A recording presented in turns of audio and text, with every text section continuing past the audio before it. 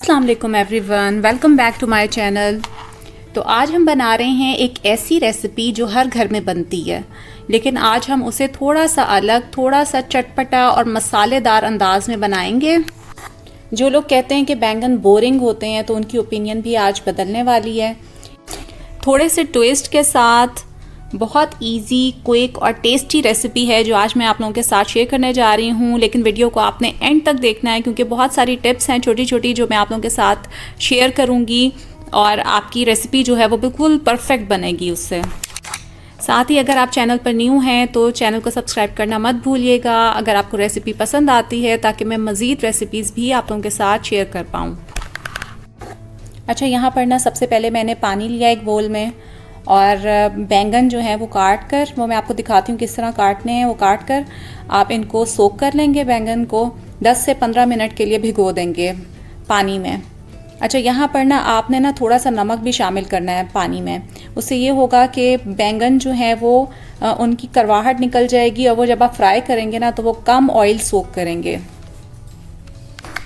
और next step में मैंने लिए हैं कुछ लहसुन के जवे और हरी मिर्चें और उनका इस तरह से ना इनको चॉप कर लिया है। अब एक पैन या कढ़ाई में हम लेंगे ऑयल और इसमें शामिल करेंगे हम ज़ीरा, मेथी दाना डालेंगे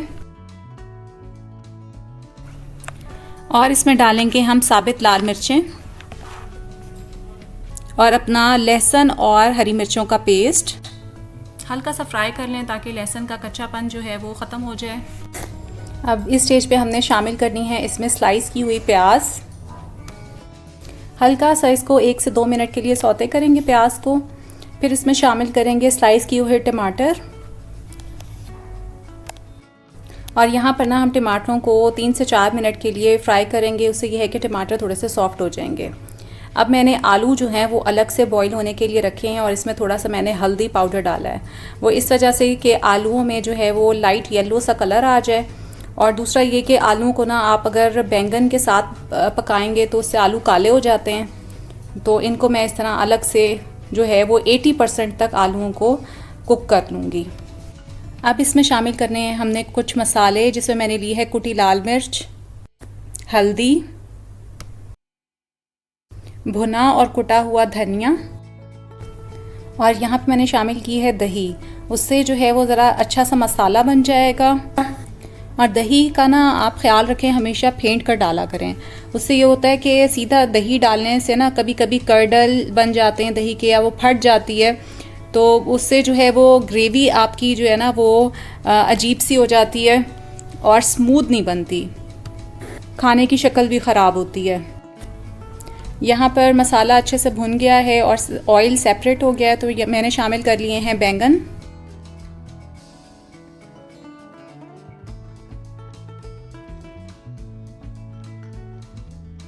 अब इनमें नमक शामिल करके हम इनको बैंगन को अच्छे से मिक्स करेंगे और कवर करके 10 मिनट तक पकाएंगे।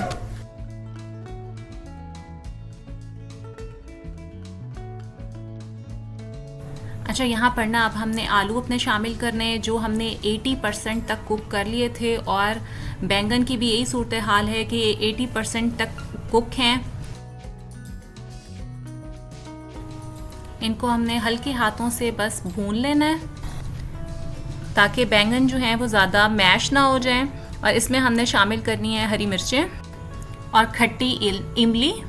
अच्छा, इमली की क्वांटिटी ना टेस्ट के मुताबिक एडजस्ट करनी है आपने। अगर ज़्यादा टैंगी पसंद है तो थोड़ा और डाल लें, लेकिन अगर बच्चे या एल्डर्स खा रहे हों तो थोड़ा कम रखें और बैलेंस इज़ द की।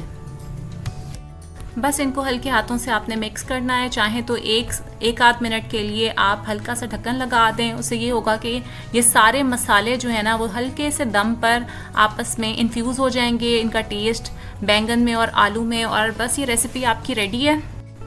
तो ये थी हमारी झटपट बनने वाली चटपटी मसालेदार आलू बैंगन की रेसिपी। आई होप आपको ये रेसिपी पसंद आई होगी। ज़रूर ट्राई कीजिएगा और अपना फीडबैक भी दीजिएगा। डिफरेंट टेस्ट आपको इसका लगेगा।